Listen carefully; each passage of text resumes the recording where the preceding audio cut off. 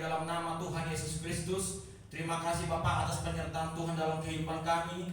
Jika kalau siang hari ini kami boleh bertemu di tempat ini Tuhan, untuk mendengarkan sebagian daripada sabda kebenaran firman Allah. Untuk itu Tuhan berkati mulut hamba, sehingga apa yang hamba bicarakan, apa yang hamba sampaikan benar-benar seturut dengan kehendak Allah. Untuk itu Tuhan urapi kami, supaya kami menjadi pelaku-pelaku firman Allah yang setia di hadapan Allah. Terima kasih Tuhan, terima kasih Yesus.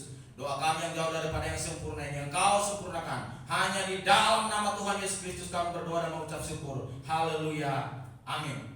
Saudara yang dikasihi Tuhan, di mana sekarang hari kita ditakutkan oleh pandemi corona, bukan cuma hanya negeri kita, tetapi seluruh dunia yang menyakutkan kita. Untuk itu saudaraku, bagaimana kita supaya benar-benar teguh di dalam Tuhan.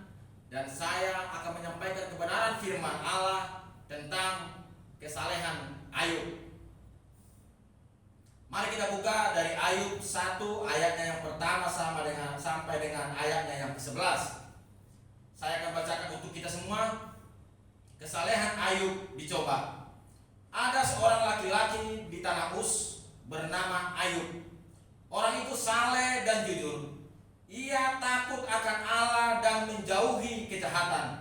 Ia mendapat 7 anak laki-laki dan 3 anak perempuan.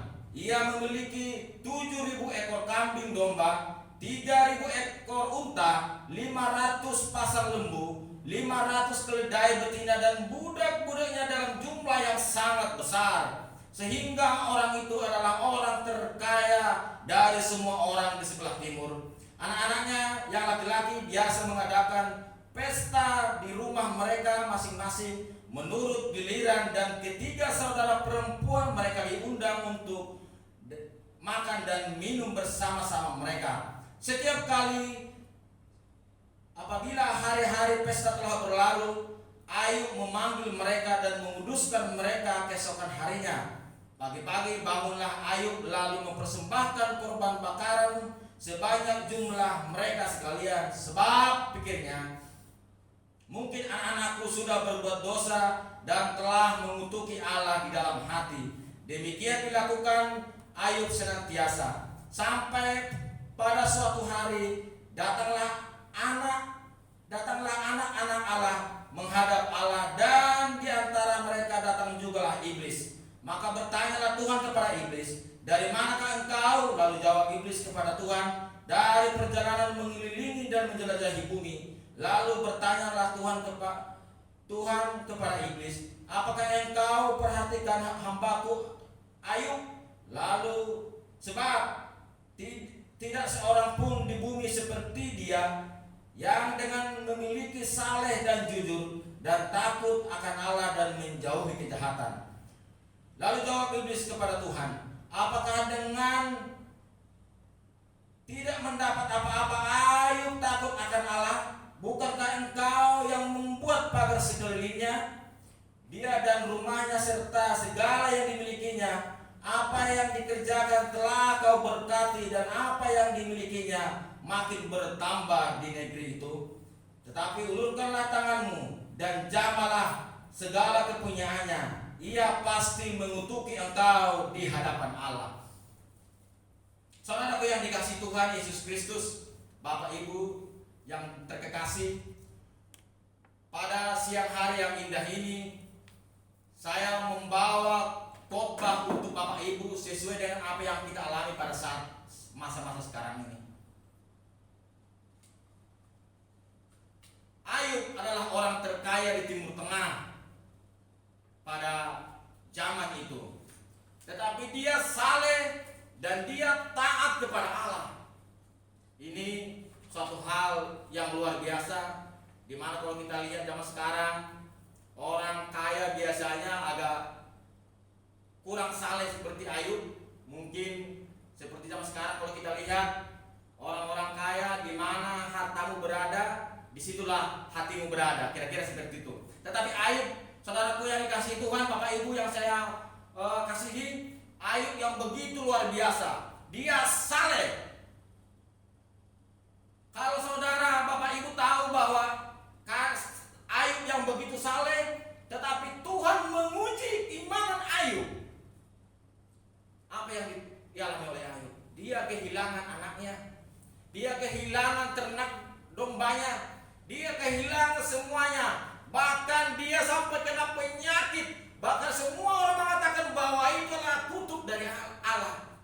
Tetapi Ayub tetap setia kepada Allah, tetap mengandalkan Tuhan dalam hidupnya. Dulu istri Ayub sangat setia dengan Ayub, sangat sayang dengan Ayub.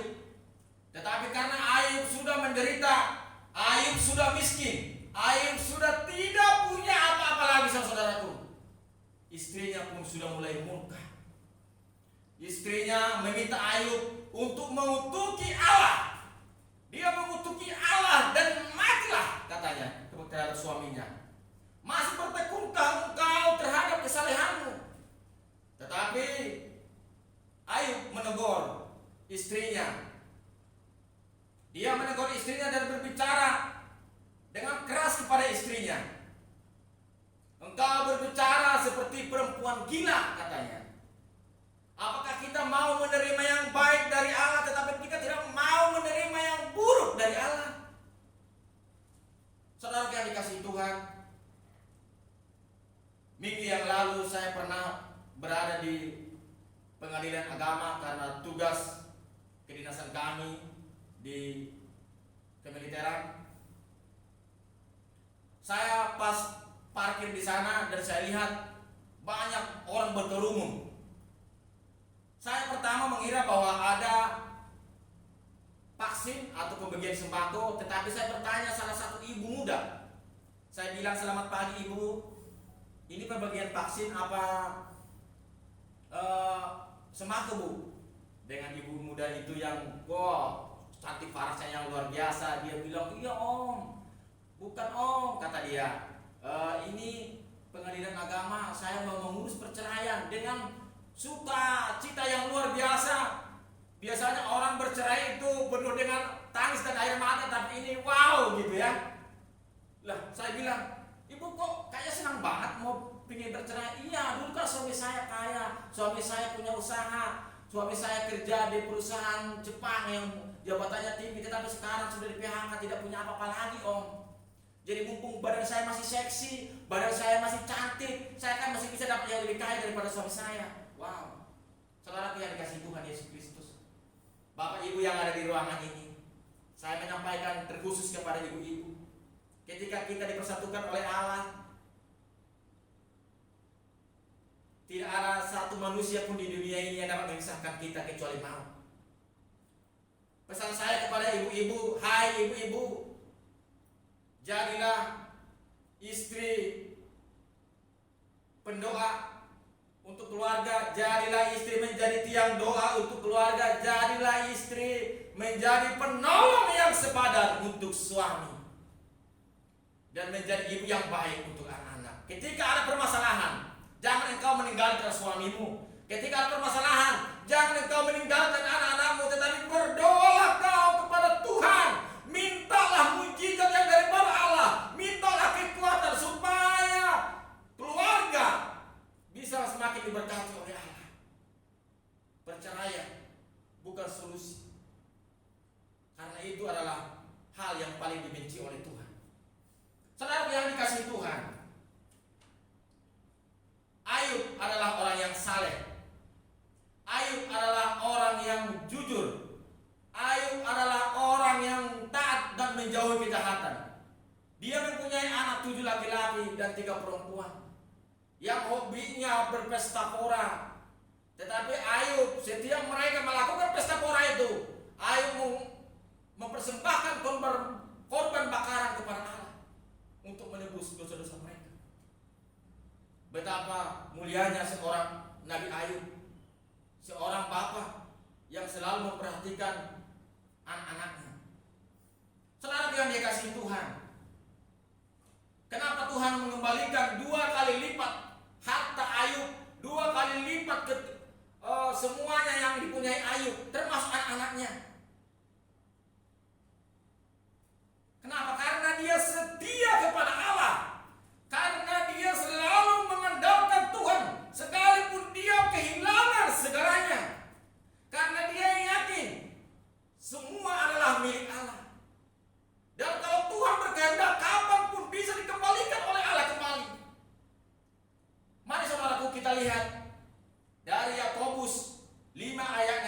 ke-11. Saya akan bacakan untuk kita semua. Sesungguhnya kami menyebut mereka berbahagia, yaitu mereka yang telah bertekun. Kamu telah mendengarkan tentang Ayub, dan kamu telah tahu apa yang ada akhirnya disediakan Tuhan baginya, karena Tuhan Maha Penyayang dan penuh belas kasihan. Saudara yang dikasihi Tuhan, jangan pernah khawatir akan cinta kasih Allah kepada kita. Ketika kita melakukan bagian kita kepada Allah, maka Allah akan melakukan bagiannya untuk kita. Yang percaya katakan amin. Haleluya. Saudara yang dikasihi Tuhan, jangan pernah meninggalkan Tuhan apapun berguna saudara. Karena yakin dan percaya tidak ada satu helai rambut pun bisa jatuh kepala kita yang tanpa izin Tuhan. Saudara yang dikasihi Tuhan, jadilah orang yang jujur, jadilah orang yang saleh, jadilah orang yang takut akan Allah. Setialah kepada firman Allah, supaya kita selalu dalam lindungan Tuhan. Sekalipun iblis berkata kepada Allah, seandainya Tuhan membuka pagar yang melindungi Ayub, maka aku akan masuk. Ayub 1 ayat yang ke-12, segala yang dipunyainya adalah kuasamu, kata Tuhan kepada iblis, tetapi nyawanya adalah milikku. Sekalipun kita jatuh, tapi Tuhan mengatakan kita tidak akan sampai tergeletak bagi orang yang percaya. Haleluya, haleluya. Saudara yang dikasihi Tuhan, hidup kita ini harus mau diproses oleh Allah. Hidup kita ini harus mau diubah oleh Allah sesuai dengan kehendak Allah, bukan sesuai dengan apa kehendak kita. Kalau kita mau berharga, kalau kita mau seperti emas yang murni di mata Allah, kita harus mau diproses oleh Allah. Karena emas tidak dapat di dalam tanah begitu saja, tetapi emas itu diproses, dibakar, dibakar di tempat sehingga dia menjadi emas yang murni. Saudaraku yang dikasihi Tuhan, mari kita lihat 1 Petrus 1 ayatnya ke-6 sampai dengan ayatnya yang ke-7. Kegembiraan akan hal itu, sekalipun sekarang ini kamu seketika harus berduka cita oleh berbagai-bagai pencobaan. Maksud semuanya itu ialah untuk membuktikan kemurnian imanmu yang jauh lebih tinggi nilainya daripada emas yang fana, dan diuji kemurniannya dengan api sehingga kamu memperoleh puji-pujian dan kemuliaan dan kehormatan pada hari Yesus Kristus menyatakan dirinya. Saudara yang dikasihi Tuhan, ketika kita saudara Bapak Ibu setia kepada Tuhan, yakinlah, sekalipun upah kita bukan di dunia ini, upah kita besar di surga. Setialah kepada Allah, lakukanlah apa yang sesuai dengan kehendak Allah, supaya kita nantinya terangkat di awan-awan pada hari yang kedua. Ketika Tuhan datang dari awan-awan pada hari yang kedua untuk bersama-sama dengan kita memimpin kerajaan 1000 tahun itu.